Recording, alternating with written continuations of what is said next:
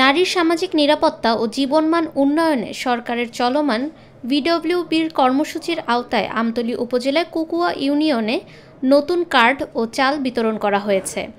বৃহস্পতিবার সকালে পরিষদ প্রাঙ্গণে আয়োজিত অনুষ্ঠানে ৩১৩ জন হতদরিদ্র নারীর হাতে নতুন কার্ড ও প্রত্যেককে ২ মাসের ৬০ কেজি চাল বিতরণ করা হয়। অনুষ্ঠানের প্রধান অতিথি ও উদ্বোধক ছিলেন উপজেলা নির্বাহী কর্মকর্তা মোহাম্মদ রকুনুজ্জামান খান।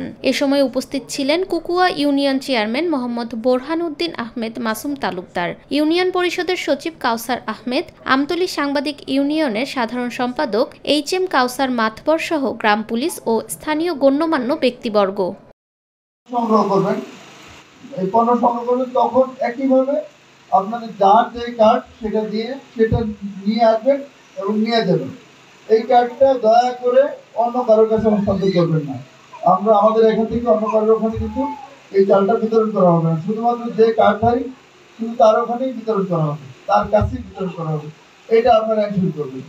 আর বেশ কিছু অভিযোগ এসেছে, এটা হলো আমাদের আরেকটা নিরাপত্তা ব্যক্তিগত, এটা হলো দেখা যায় যে আমাদের বিভিন্ন জনপ্রতিনিধিও আছে, আমাদের এলাকার গণ্যমান্য ব্যক্তিও আছে, তারা দেখা যায় যে 10টা 12টা কার্ড একবারে নিয়ে এসে এই চালটা ছাড়াচ্ছে।